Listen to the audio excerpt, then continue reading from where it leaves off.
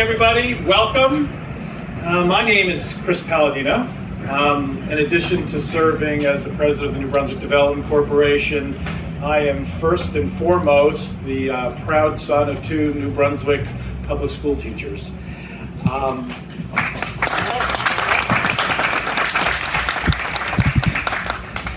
It's been said that it takes a village to raise a child, and I certainly agree. But it certainly helps when your village includes great teachers, committed administrators, loving parents, county leadership, a mayor, a hospital chairman, a president of the state's largest healthcare system who appreciate and truly understand what the power of partnership is. Our first speaker today has a resume a mile long. An educator, a public servant, an accomplished athlete. He always reminds me to emphasize accomplished athlete. But preparing for this morning, I immediately thought of Dale's father, the Reverend Gil Caldwell, who was a civil rights pioneer, a friend and a colleague of Martin Luther King Jr. And Reverend Caldwell sadly passed away this past year, but he'd be very, very proud today, because Reverend Caldwell often spoke of embracing the dream of the beloved community, and he also challenged us to do the right thing. Ladies and gentlemen, Dale Caldwell keeps the dream of beloved community alive in everything that he does, and through our journey, the building of this new school, he's insisted that we always do the right thing. My friend, President of the School Board, Dale Caldwell.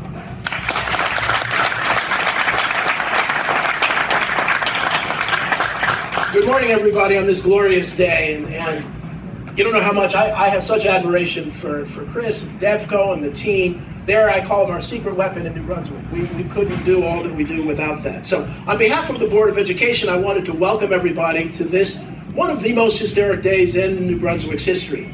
I want to recognize my fellow board members. I think most of them are here, though I haven't seen everybody. Our Vice President, Jennifer Sevilla, our incredible immediate past President, Diana Solis, Ed Spencer, Pat Sadowski, Emma Seawood, Benny Ortiz, Jennifer Shakaitis, and Patricia Varela, who I think are here. And so one of the beautiful things about this is that how often, and this is really a national thing, where you have the city, the school district, DevCo, the county, the RWJ health systems, and the community coming together to do something to transform a community. And my dad, as you heard, died and passed away in September, and knew in March with Dr. King, and it was all about community. It's about community at the grassroots level, but it's also community about the organizations coming together. And really with Mayor Cahill and the team, this has been truly incredible. So now I have the incredible honor to really talk about the name of this school. And so this school is going to help to bring together people in the community, to help generations of students and parents excel in life. And there's no fitting person that would be better suited for this school to be named after. And so the official announcement, which is not a surprise to many of you, is the Blanquita Valente Community School.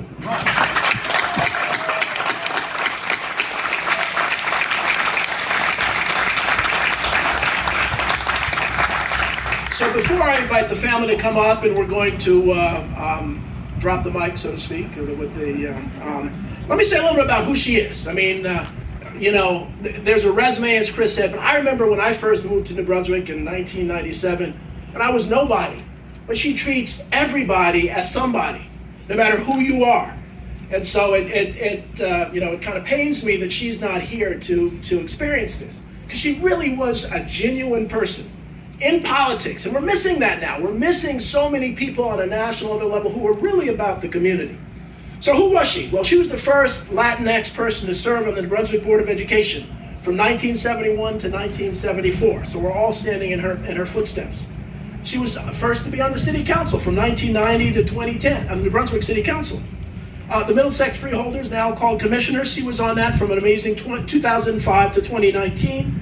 And she was a founding member of two of the most significant community organizations, founding board member of PRAB and Aspira.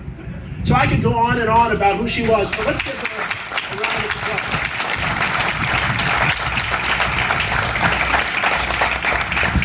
So with that, I again want to thank you all for coming out, and I would like the family and Dr. Johnson to join me over here at the billboard.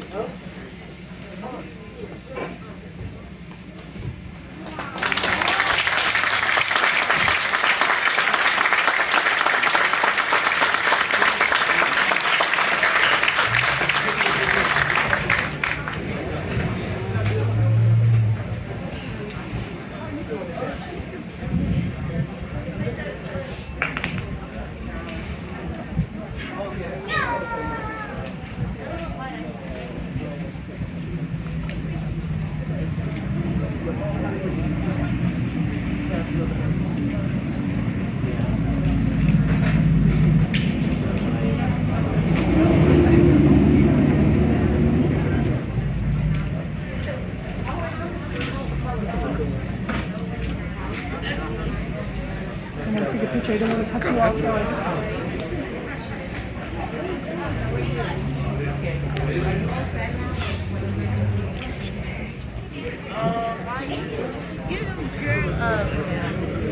I mean, some.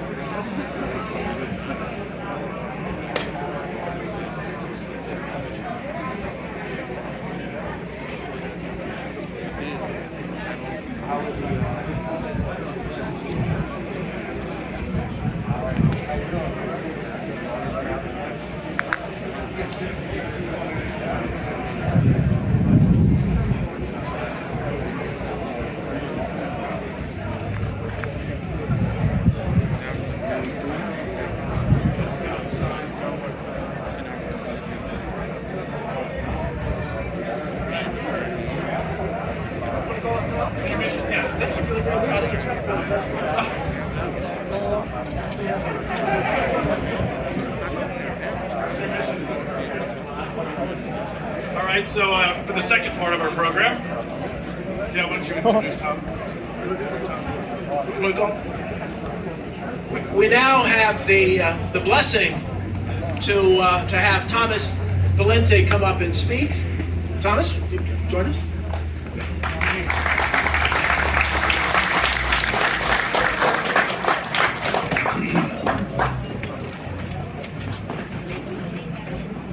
Thank you, thank you, thank you, thank you.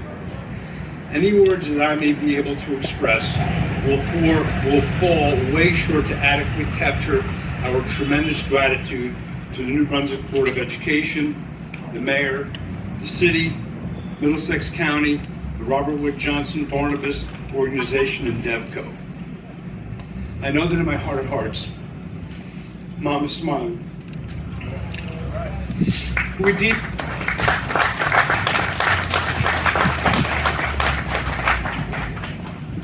We deeply thank you for honoring her lifetime of achievements and preserving her legacy in such a befitting way. The incredible importance of education was instilled in her by her parents. She experienced and recognized that education is by far the single best way to advance oneself in life. Our parents instilled this in us as well, both academically and in life's lessons. My dad was the first of his family to graduate from college. As a lifelong educator, my mom positively impacted the lives of thousands of people. My dad professed many sayings that impart wisdom, and one of these is, you don't plant corn to get apples. Two of my sisters are teachers, and both of my mom's daughters-in-law continue in the education profession, and thus the family continues her legacy. You see, Dad was right. To this day, we are still amazed of the hundreds of people who have expressed their thanks to have known her because of the many, many ways that she was able to help them. By their example and by their instruction, my parents taught us to pay it forward decades before it became a movie title or a cliche. I mention my dad because, as most of you know, without the unyielding support of your partner, not much would be possible. My mom's decades of service to New Brunswick's residents as well as the county residents would not have been possible without Dad's support. Mom came to New Brunswick for good after their honeymoon in the summer of 1956. She immediately embraced New Brunswick. She loved the city and sought many ways to improve the lives of its citizens. This past Sunday was Mother's Day, and the knowledge of this dedication made it a little bit easier for us to deal with the absence of her, with the emptiness of her absence. It's never easy when the person who loved you most is no longer with you. We pray that knowledge of her story will inspire young women of all ethnic and cultural persuasions to excel and improve their lives and the lives of the people around them. From the ultimate depths of our hearts, thank you, thank you, thank you, thank you.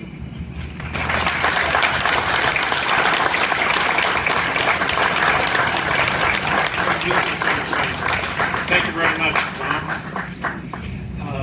I need to acknowledge some folks that are here today. It's great. Assemblyman Danielson is here. Council Vice President Rebecca Escobar, Councilman John Anderson, Kevin Egan, of course, sitting right in the front where we always expect him to be. The next one I'm going to mess up because they keep changing the titles, but I used to call him Freeholder Director, so I think he's Commissioner Director Rios. But I'm going to get that straight over the next couple of months because we have several groundbreakers, Commissioner. Then Commissioner Clary Barber is here from New Brunswick, and Mayor, Freeholder, never Commissioner, but Executive Director of the MCIA, Jim Polos is here. So I'd certainly like to thank all of you for joining us. Bill Arnold, our new president of Robert Wood Johnson University Hospital, is here. I know people are going to talk about him and others in their other remarks, but it's really important for me to acknowledge that my friend, but our chairman, Jack Morris, is so responsible for this in so many ways. And look, Jack donated the property. So that's obviously a very important thing. But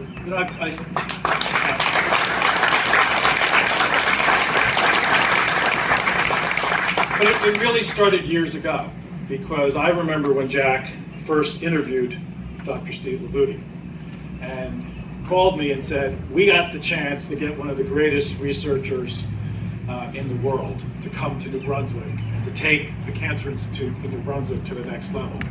But there's one hitch. I promised him a new cancer institute. So from that day on, Dr. LaRuti, Jack has been bird dogging this thing. And Steve has certainly picked up that mantle and has kind of pushed us. And we're going to next month be a couple blocks from here doing the groundbreaking for a truly world-class facility at the Rutgers Cancer Institute Cancer Pavilion. So that's all very, very, very exciting. Our next speaker, Jennifer Sevilla, is an extraordinary role model. That's a word that kind of gets tossed around pretty freely these days. But she's a graduate of Renshaw School, New Brunswick High School, a zebra through and through. And most importantly, she has spent the last 15 or so years working with families and children in our community. What really, really strikes me about Jennifer is, she's from our community, she works in the community, and she has demonstrated an extraordinary commitment to the public school students, both as a professional and now as the vice chair of our school board. So ladies and gentlemen, Vice Chair Jennifer Sevilla. Good morning, everyone. I imagine all of us are so thrilled to be here to breaking ground for this new school that we'll be having. I think that for me, it's a little bit more of a personal story, right? I would like to first take a second to really think about what a full circle moment it is. That we're here honoring the first Latina who was on the Board of Education, and I stand here as your newly elected Vice President of the New Brunswick Board of Education. So thank you, Blanquita. Thank you for being an agent of change and in providing new opportunities for our communities. You see, when I first came to New Brunswick Public Schools, I was here as an ESL student. And I'm sorry, right? It's so personal. And it is a story that I'm always proud to talk about because I feel it talks about the good about this district, right? That we are able to embrace change as a community, realizing that change is an opportunity for new beginnings, especially for our students. And now I'm really most eager to hear and listen to the stories of the students that will take their own academic journey in this new school. So I leave you with what I often hear from other community members. Let's build a beautiful new school. Thank you.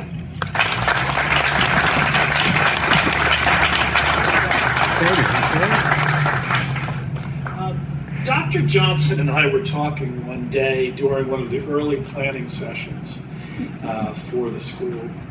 It may have been with the parent coordinating group. And I mentioned that this would be the third school that DevCo has developed in the city. And I said, with schools, I really do appreciate the ribbon cutting far more than the groundbreaking. And Dr. Johnson looked at me and said, and I think this pretty much sums Dr. Johnson up, he said, Chris, for me, it's about the first day of school.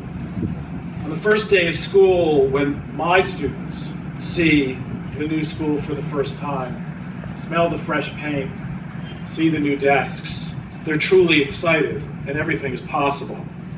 For me, it's about the students. So ladies and gentlemen, our superintendent of schools, Dr. Audrey Johnson.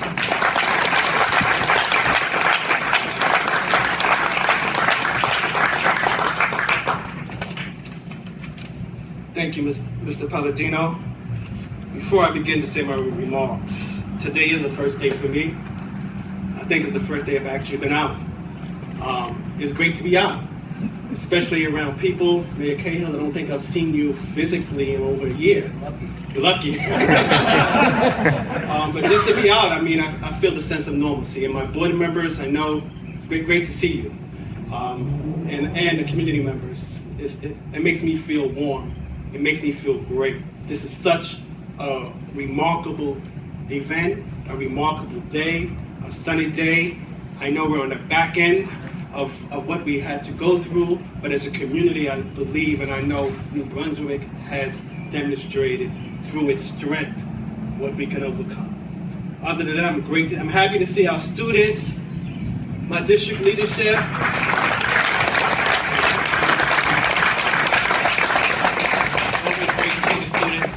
District leadership, I see you every day. We could talk about that later. But I just want to say that I'm pleased to join everyone here today alongside Jersey Avenue as we mark the beginning of the next phase of this important ongoing project. It's always fascinating to work with experts on conceptualizing a structure, but there's nothing quite the thrill of actually beginning to build. And I suppose that because construction makes everything tangible, it's important. Once the 127 square foot school that will rise on this site, once it's completed, it will be very special. I imagine most of you have seen the renderings, and we do see this beautiful rendering right now. We know that this is going to be a remarkable school and one that our students will be proud to attend. But further, what I think is really significant is that while our students will have an impressive new school, the overall project will provide our city, our region, our state with what will be one of the finest cancer treatment facilities anywhere. And we all know the expression win-win. When you can conceptualize a project, a model that provides the community with an excellent school and a state-of-the-art hospital, that is the true definition of a win-win. And I just got to diverge a little because there is a connection for me personally. And as Mr. Valenti was speaking, I try not to let the tears, drop. Because we all have personal connections, we all have personal stories. And he spoke of his mom. My mother, Ms. Josephina Johnson, was an educator who also built a school and had her own school, but also succumbed to cancer 11 years ago. So for me, it's real. For me, there's a connection. I understand and I feel the importance of this concept, so I want to say thank you. On behalf of the students and this school district, I'd like to express our gratitude to Mayor Cahill and his team, to Chris Palladino and the New Brunswick Development Corporation, to Robert Wood Johnson Hospital, to Jack Morris for donating this land. I want to say thank you for shepherding, guiding, and supporting this project. Due to the point that we are now able to break ground on a brand new school, the Blanquita Valenti Community School. A school where students will have state-of-the-art learning, with science labs and redefined learning spaces, a dedicated cafeteria, a dedicated gymnasium, a multi-purpose room, an outdoor playground, over 100 parking spaces for our families. We are so excited. I appreciate everyone that's joined us here today to recognize the significance of this project and naming the Blanquita Valenti Community School, a school that will cultivate the young minds and embody the spirit of Ms. Blanquita Valenti. Thank you.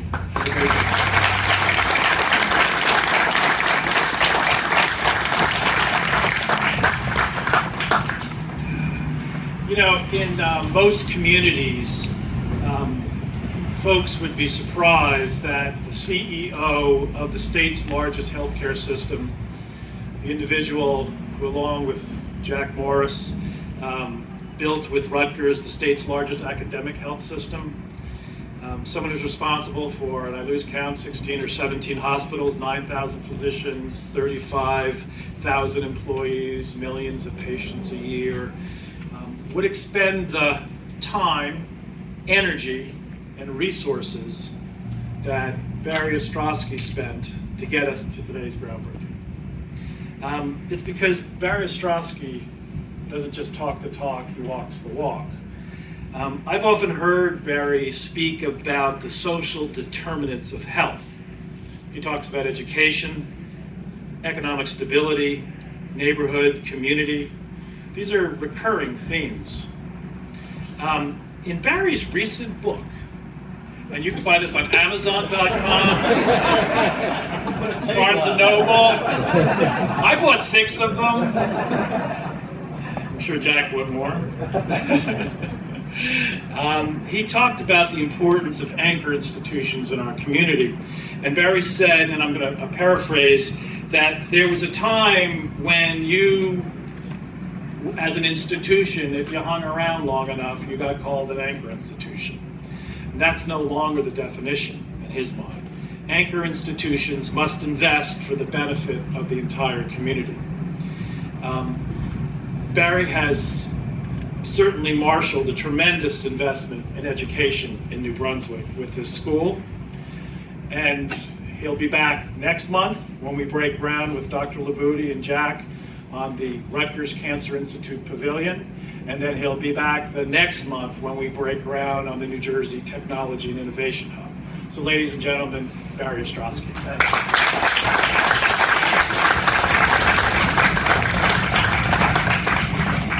Good morning, everybody. Thank you, Chris, for that way too benevolent introduction.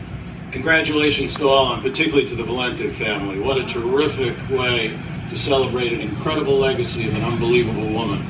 It truly is inspirational, as of course you know. We are so delighted to be here and a partner of some great partners in this school project. Of course, the city, represented by the mayor and others, the county, which is one of the great governmental groups, I think, in our state and region, DevCo, of course, Robert Wood Johnson University Hospital, and RWJ Barnabas Health. I have to add to the great compliments that have been given to Jack Morris. Jack and I have only known each other, I think, 5 years. We happen to have the same birthday, by the way. I had it long before he did, but it's the same birthday. And rarely do you meet somebody who's so successful in business and yet so committed to the community, always. Someone who's able to ensure that everything we do is focused on how we make people's lives better in the community. And quite frankly, that feeling and that commitment is the very mission of RWJ Barnabas Health. As Chris shared with you, most of the time healthcare organizations are more worried about a new CAT scanner or, frankly, recruiting some physician for a clinical program. Clinical programs are imperative. Facilities that house them are critically important, but if you don't invest in the community and the people who live in the community in a culturally competent way, if you don't invest in education and business development, if you're not certain that the people in the community have sufficient food, which is nutritious, all the clinical programs in the world won't make the community healthier or happier. And so for us at RWJ Barnabas Health, exemplified by our Robert Wood Johnson University Hospital, making an investment in the community that isn't necessarily conventional clinical care is an imperative priority for our organization. And so I couldn't be more delighted, as has already been said, that we will see a physical structure representing an incredible woman and her family, representing an investment in the next generations of people who will come through that school, all of whom will contribute to making the society, quite frankly, better than it may be today. And so I want to thank all of our partners, I want to thank all of you, and I want to recommit to the people of New Brunswick and Middlesex County and this region. We are and will always act as an anchor institution, not simply to convey healthcare services, but to invest in the population to meet the needs that you all have in order to live healthier and happier lives. Thank you very much.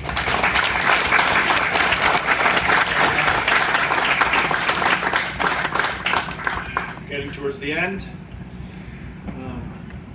The mayor will wrap up and do the ceremonial shovel tossing.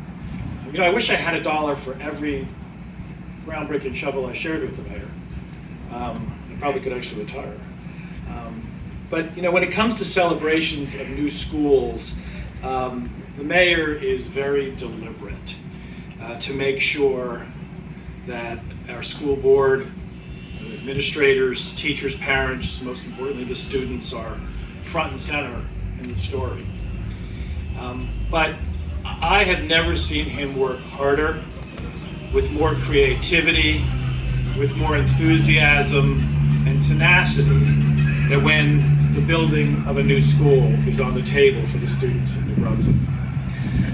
When I told him years ago there were 14 bureaucratic reasons why the Lord Sterling School couldn't be built as a redevelopment project, he personally picked me up in his car and drove me to Trenton, where he untangled a whole ton of red tape. We actually went in and saw the Attorney General and saw the Commissioner of Education, and the Lord Sterling School was built. When he politely listened to the new chairman of the School Development Authority tell us about the process for being a demonstration school and how it was going to take several years, the mayor looked him directly in the eye and said, "We are ready, willing, and able to start. Let's get going." And we built the New Brunswick High School. And when the Blanquita Valenti Community School was something that he wanted to see done, he built a partnership like has not been seen in New Jersey. There are no public funds used to build this school at a time when there are no public funds available to build public schools. But Mayor Cahill led the way and found a way and brought us here today. So, ladies and gentlemen, Mayor Cahill.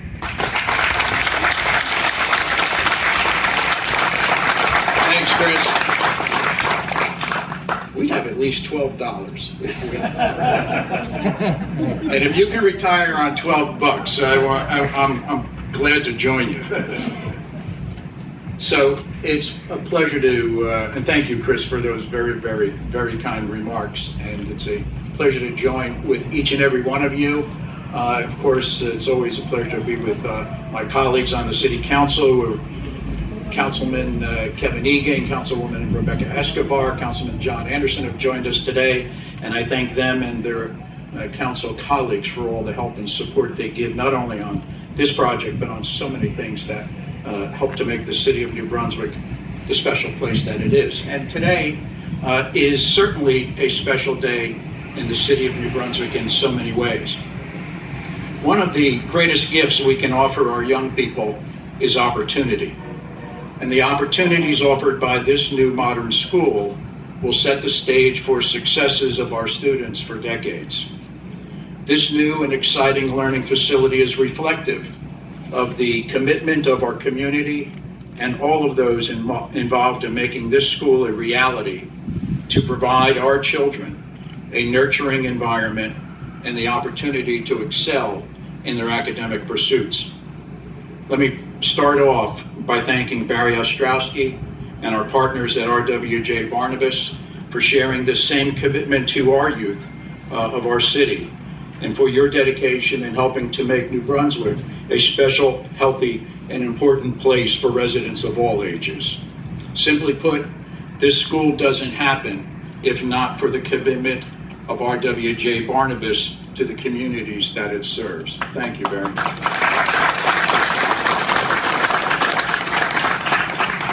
To my dear friend, the chairman of the board of trustees, Jack Marsh, at RWJUH, you have helped so many people for so long.